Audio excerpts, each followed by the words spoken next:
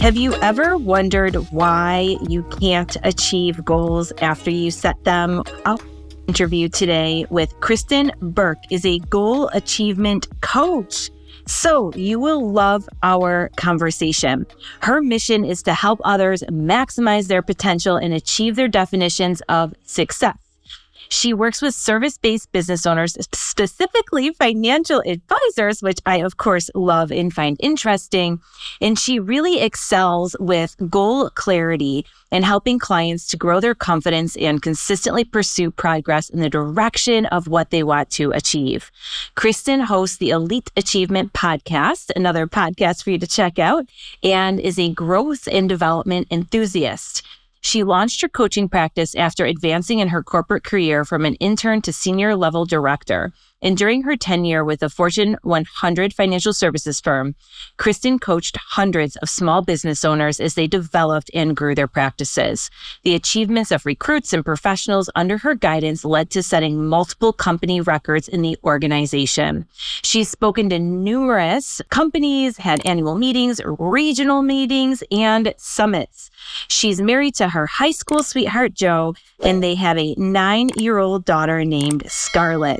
So please tune in and enjoy my chat with Kristin.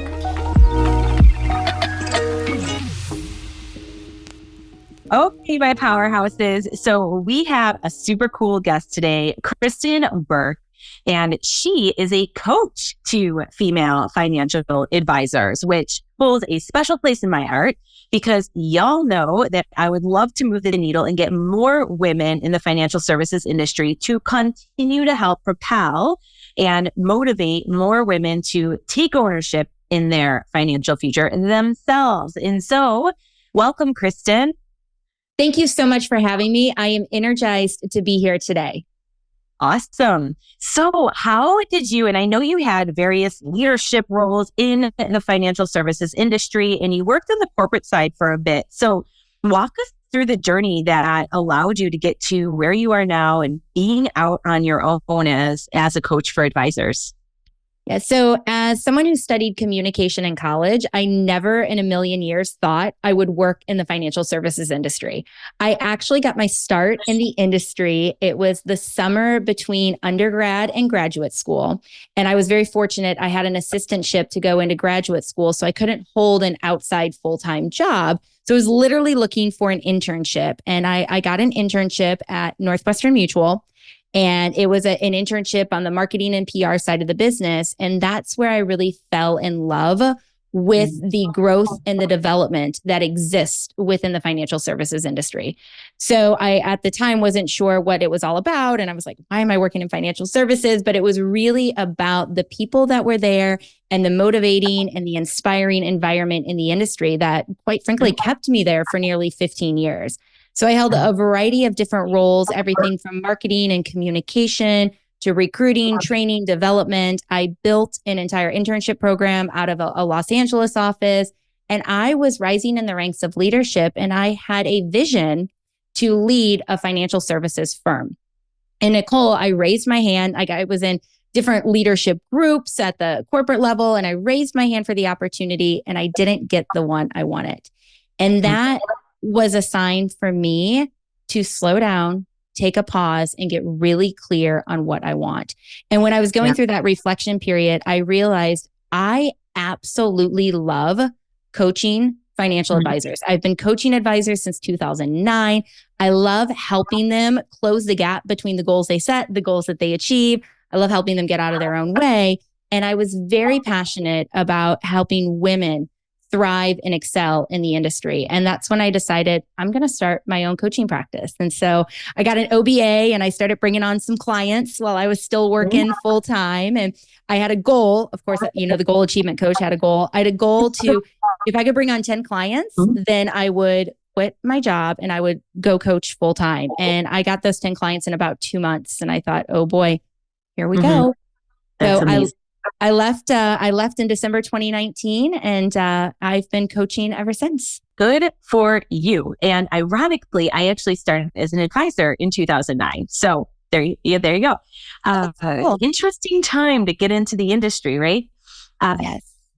learned quite a lot of what not to do. That is for sure.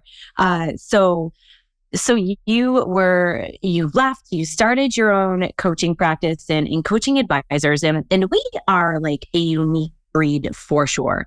And I think a lot of the time too, and this probably goes for any entrepreneur, but advisors especially, because we are our own disaster in a lot of ways, where I think you'll probably find we go into the industry, and a lot of times you either work for a big company and then you go out on your own, or you work for a big firm where they have the structure, the schedule, they tell you what to do. And then you go independent or with another independent firm where that structure goes away. And so there's this side of it as to what the hell do I do with my time and how do I use it well? How do I use it effectively? In addition to learning all the things that we have to learn, managing clients, learning how to market, the expectations, the service end. And then we are not taught how to be business owners, but often we have to take ownership in our business and then learn how to lead a team, right?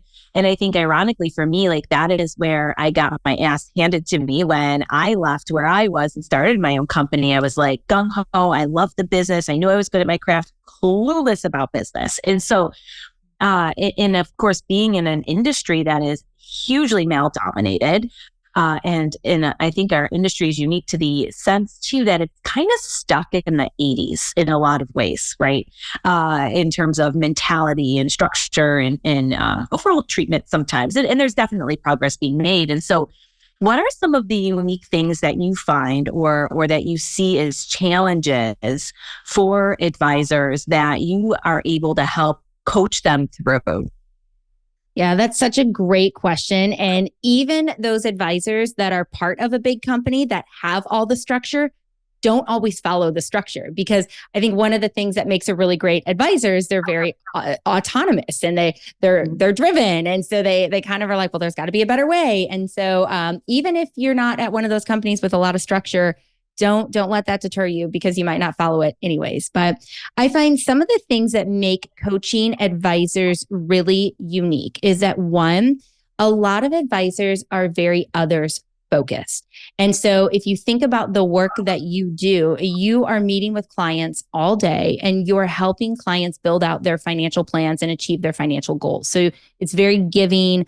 You care about other people. And so sometimes it can be challenging for advisors to take that pause and actually pour into themselves and take the time to grow themselves and to work on themselves and to work on their businesses. And I find this to be true, especially with women, because a lot of times as women, we are always focused on other people and taking care of other people. And that's one of the things I think that is a gift with coaching, is you're literally gifting yourself that time to work on yourself and work on growing your business. Another thing that's really unique about coaching advisors is there are so many different moving parts. As you mentioned, one, you have to figure out your client acquisition model. And I mean, you have to be able to serve clients, to use your knowledge and help them build plans. So you're constantly focused on business development and client acquisition. But then once you get those clients, you have to have systems and plans and processes in place to maintain the relationships and to serve those clients. Then you have the element of constantly growing and continuing education and the variety of designations that you can achieve and get, and those things that you can keep learning about to better serve your clients. And then you bring on the dynamic of hiring people. And I find that this is one of the biggest challenges with advisors is they're like, oh gosh, I need to go out and I need to hire, but they don't have a process. They actually don't even know who they're hiring for. They like grab a job description off of someone else's like website. And that's the worst thing you can do, is to not personalize what you're hiring for. And then you bring someone on board and you're like, cool, I finally have this help that I've needed for the last 6 months.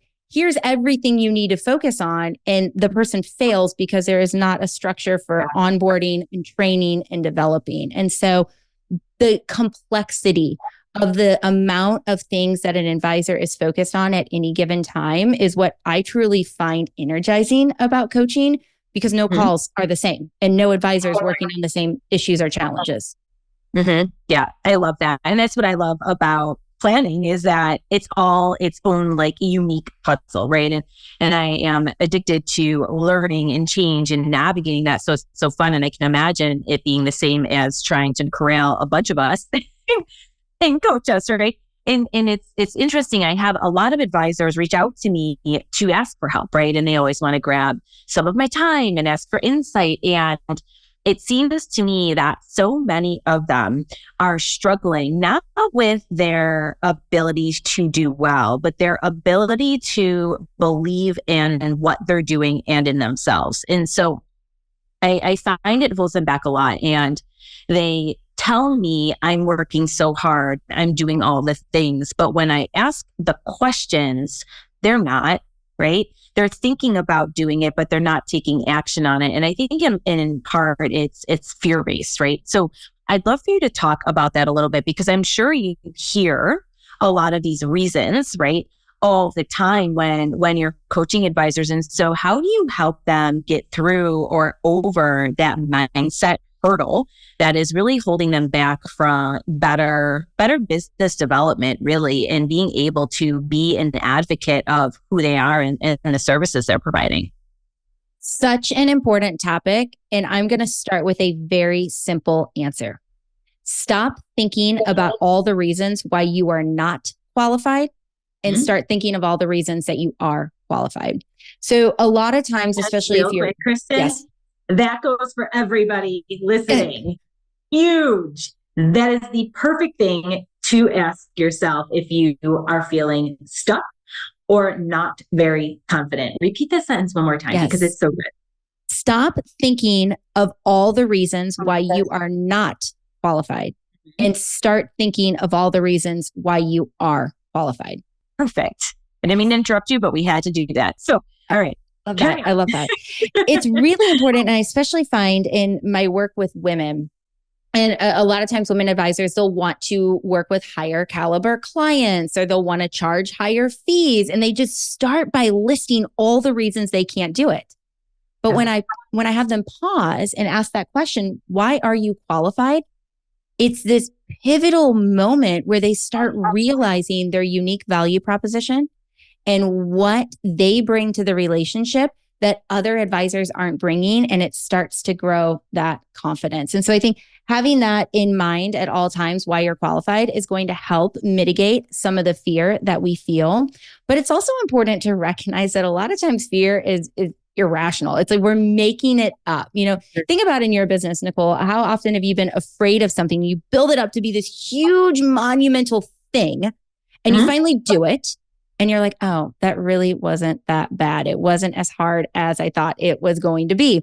So sometimes we just have to coach ourselves. And I love asking the power questions around what is the worst that can happen. And you just play that out. What's the worst that can happen when I do the thing I'm afraid of? What's bad about that? What's bad about that? But don't stop there, because our brains are hardwired to focus on the negative. So you also have to ask yourself, what's the best that can happen? What's the best that can happen when I do this, etc. And what you'll find is that the real fear actually lies in not doing the things that are going to get you all the best case scenario. And so some of it is just recognizing when you have this fear holding you back. And I think fear sometimes shows up in excuses like, I don't have time, or I don't know where to start. It's like, yeah, you do.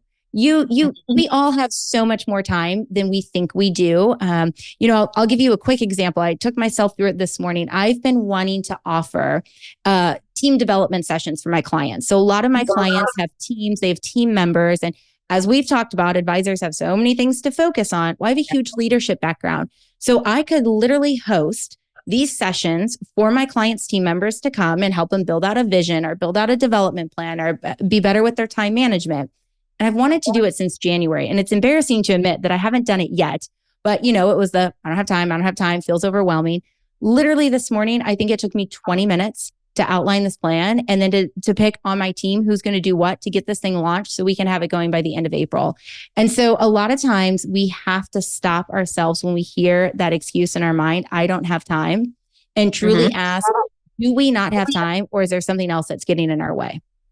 Yeah, I love that. And it is amazing when you actually sit down and do the damn thing, and that it doesn't actually take that long, but we perpetually procrastinate when something does feel overwhelming, and I talk about that a lot, because I think we shame ourselves so much for procrastinating, or we tell ourselves we're lazy, but really it's usually anxiety and us lying to ourselves or making up this crazy story in our head, as you alluded to, that really isn't true. And it's like, wait a minute, if we just break this down into little pieces or actually recognize that there is blank space on our calendar to do this, like, what's the real reason why we're not doing it, right? And what about it feels scary? And then what's the catalyst to get us to take action on that? And so, and then Kristin, like, it's easy to, I think, to coach others, right? And to tell them what to do and to give us amazing advice. But it's so much more difficult to do it ourselves, because I don't know about you, but when you're constantly pouring out and you're constantly on and high energy and giving everybody else your 110% best, right? On how to, for you to grow their financial planning practice. For me, it's to grow their business or financial planning. There's a lot of emotion involved in that. I don't know if you get that, but like, oh, girl, like some days can be heavy. And so, by the time you are freeing up space to work on your own business, you almost feel like you just need a fucking nap, right? And so, and I know for me, like, that's sometimes what jams me up is like, oh, I don't want to do that. They're tired. Or I'm tired that actually working on my business is taking away opportunities for me to be working for my clients, right? And so it's like we have to park that and know that if we want to grow, like it's critical. And oh, by the way, that's why we have a team. Oh, right. So thank you for sharing that and being a little bit vulnerable. It's like, we are still human regardless of the type of work that we're doing, and then prioritizing that next step, right? Yeah. I am literally working on my next month-end goal reminder email. So for anyone that's on our email list, we send out a reminder once a month to trigger people to go in and review their goals. Because I know this is a great goal achievement best practice, but we all get busy, we forget about it. So we send that reminder. And I was thinking about it this morning as I was out walking, and I'm like, gosh, I have so much guilt around this, because sometimes I don't do my goal review on the first of the month.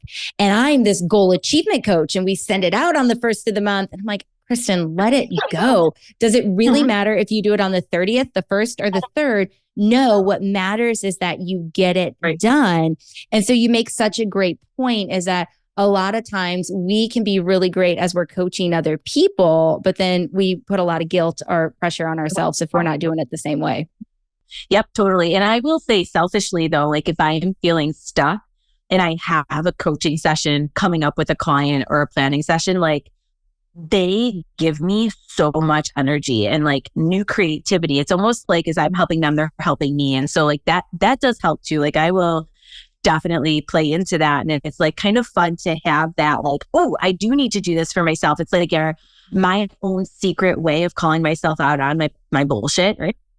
Like making sure that I'm paying your carving time for that. So, but at the end of the day, I think we all do it, and because you're a goal achievement coach, I feel like we need to pick your brain a little bit on that. So everybody has goals, right? And I think I read a statistic not too long ago that of all the Americans who set New Year's resolutions, 8% of them actually achieve them. When it comes to goals or savings goals, there's like an 18% rate of which people set them, do them. And so talk me through some tips that you provide clients, or how you help them achieve the goals that they set. Because setting the goals is great, but we all know that the habits are actually what gets the result. So what are some hacks that you have talked about or worked your clients through to make sure that they don't fall off that excitement train? Absolutely. Well, and that statistic is so alarming, right? That, 8% of people achieve the goals that they set. And I believe it actually starts with really good goal setting. So I think a lot of people believe they're good at setting goals, but that's not true, because if we were actually really good at setting goals, that statistic would be so much higher. And so that's where I start with my clients, is setting a really true, meaningful, effective goal. And I've developed a process for setting effective goals. And Nicole, it starts with visioning, then it goes into reflecting, brainstorming, and planning. And so I'm a big believer that so many of us have the answers within. We just, as business owners, don't pause Mm-hmm. and slow down to find those answers. And so my process will help you start to arrive at those answers and then create and set more meaningful goals, which is the foundation of achieving your goal. Then you need to have a plan, right? I think so many of us will set a goal, and whatever that goal is, I want to double my revenue. Well, what's your plan to do it? Just because you set the goal and you put it out there doesn't necessarily mean you're going to achieve it. So we have to take the time to identify, well, what are the strategies that you're actually going to execute in order to achieve that goal? What are the things that you need to do? And that's one of the things that I love about working with financial advisors is there's often a clear roadmap of what you need to do to achieve your goals. Like there's so many ratios and activities that we can measure. If you want more clients, it's usually a mathematical formula to help you get more clients. You just don't always want to do the work that's required to get those new clients. And that's where having a great coaching relationship can really come into play. And the right coach can help hold you accountable to that plan, can help you talk through the obstacles that come up along the way, help you unpack those negative mental narratives that come up along the way. And then the last thing that I will say is that it is critically important to track towards our goals. And this is where I find, Nicole, that a lot of times women don't love tracking because if they're already feeling off pace or behind, they bring a lot of shame and judgment to that tracking process. And I think it's critically important we move away from shame and judgment and we move towards perspective and understanding. So it's not about, am I doing good or am I doing bad? It's like, hey, here's my goal. Here's where I'm at. Here's what I have left to achieve. What is working as I'm striving to achieve my goal? What's holding me back? What are those activities I know I should be doing, but I'm not doing? And why am I not doing them? There can be this really incredibly enlightening process around reflecting and tracking that we can do if done the right way. I love that. And it's such a good tip. And I mean, for every business owner that is trying to achieve goals, and you're so right. It's like, I see all the time when it comes to this is that, I messed up and now I suck. And what's the point? And I'm going to stop. And then we go back and we go backward versus forward, or just saying, okay, I'm not there. So now what, right? What do I need to tweak or change? And so, and I say all the time, it's not bad or good. It's just whether or not your decisions are aligned with where you want to go and why do we have to label everything versus realizing that it's making little micro adjustments so that you can keep making progress. Nothing is linear. And I think that's the other thing that we feel like we have to do everything all the time to hit the goal. And it's okay if you have a setback or a pivot. It doesn't mean you just give up. And I think that is part of why we see these numbers is so alarming as they are, is it's feels like it's easy to just make an excuse and then not get what you want. But what's really easy, right? Is it harder or easier rather to do what's hard to get what you want, or continue to do what's easy and make your life so hard? And so that is something probably that is worth mentioning, but you just said it so beautifully is what we need to really think about. And I always say understanding too, that you're worth the effort to dig in and do that and to invest in yourself and get that coaching and that outside perspective too, to kind of pull you out of your own way, out of your own head, for a lot of us. And I say this, Kristin, every time I speak, when I'm talking to business coaching clients, is the one thing that I wish I did differently, everything else, fine, whatever I learned from it, it sucked. But the one thing I wish I did differently was hire a coach sooner. Right. And I was so stubborn and I was hell bent on figuring it out on my own. And I was determined to not ask for help because I just didn't want anybody to think I was incompetent or couldn't do it, because it was pounded into my head that I was just going to fail anyways. Right. But what I didn't realize is my failure to ask for help or to invest in myself and have that belief to hire a coach was the one thing that was really holding me back. Right. Because to your point, I had the answers. I was afraid to act on them. I needed permission from somebody else to say yeah, go do that. And then, oh, by the way, hold me accountable to do it, because it was also freaking terrifying. And so it's you almost need that outside person to like nudge you and hug you and like push you all at the same time, to give you that support. And so it really, I can't talk enough about finding the right coach and making sure that you have that person who's going to give you the radical support, but not in a way where they're always just saying like, oh, that's nice, it's okay, but like being a little bit tough, because sometimes you need someone to believe in what you're capable of before you believe in what you're capable of, and then hold you to the fire, right? Like that is the whole purpose of having conviction in what you're capable of achieving. And we can't do that shit alone. Like, there's no way we can do that alone. And I don't know anybody who has. So, well, I think a lot of people have to shift their mindset around coaching. I know I'll talk to some business owners who are like, oh, I just can't afford it right now. But the question becomes, how can you not afford it right now? It truly is an investment in yourself and in your business. And I think you made a great point, Nicole. It's truly about finding the right coach. There's a lot of different coaches out there, and there are coaches who have different styles and different beliefs and different processes and programs. And so I think it's really important when you embark on a journey to work with a coach that you interview 3. Don't do more than that. Then you're just going to confuse yourself and you're going to have too much information. You're not going to make a decision. Because here's the other thing to remember. It's not like you're marrying your coach. I'm right now, I'm working with my 3rd coach, and we've worked together for a couple of years, but I hired her because I wanted help with strategy. I'm an executor. I mean, obviously that's what I talk about as goal achievement coach. Like I help people execute. I can execute. I get shit done. I just needed someone to help me with the strategy. And so that's what I love that she's brought to the relationship. My very first coach was someone who helped me navigate, should I stay in my career? Should I start my own business? So I think we also have different needs. And so if you're thinking, I love this idea of pouring into myself and I want to work with a coach, here's what I encourage you to think about. Number 1, I encourage you to think about what is your desired outcome of that coaching relationship. What do you want to get out of that coaching relationship? Because that's going to help you identify the right coach that you want to partner with. And then the other thing I would encourage you to think about is what's the coaching style that works really well for you? And if you haven't hired a professional coach yet, you can think about any sports background that you had, or even past mentors you've had, or even past leaders that you've had. What have you liked? What have you not liked? And then as you're interviewing coaches, you can kind of pick up on that. Are they going to give you some of that tough love that you're looking for, but also that support? Are they going to be all cheerleading with no tough love? So you can look for that style that's going to work really well for you. So before we end, what is one piece of advice that you would like to leave the listeners with? So I want the listeners to understand there's a big difference between goal setters and goal achievers. And as I mentioned at the start of our conversation, I've been coaching advisors since 2009. So literally I've had thousands of different coaching conversations. And I can say that goal achievers have 4 distinct characteristics.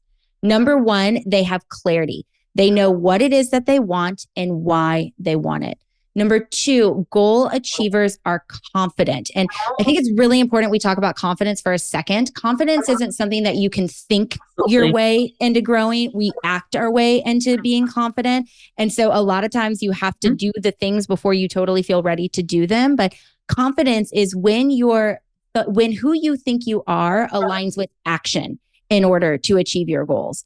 And also goal achievers are courageous. So they're full of courage. Again, it's not that they don't feel fear. I used to think that, successful people have no fear. There's something wrong with me. That's not true. Successful people and goal achievers have learned to work through that fear and to take action regardless of that fear. So goal achievers are courageous and they also are consistent. So they repeat the actions, the habits, and the behaviors that lead to goal achievement. And this goes to the point you made earlier. A lot of times people just give up.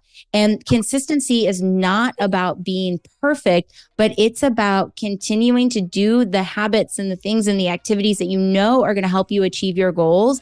If you have a bad day, so what? Do it tomorrow, right? Just don't let that bad day turn into a bad week, into a bad month, and a bad quarter, and then it's a bad year. Like, no, just recognize it's not going to be perfect. We're all human, but really striving for that consistency is going to be really important. Thank you so much. And we will have all of Kristin's contact information in. I'm looking to have a leadership development day, just talking through some of this stuff with your sales team or leadership team. I mean, it's so critical in terms of being able for the entire organization to be firing on all cylinders. So until next time, my powerhouses, continue to be courageous.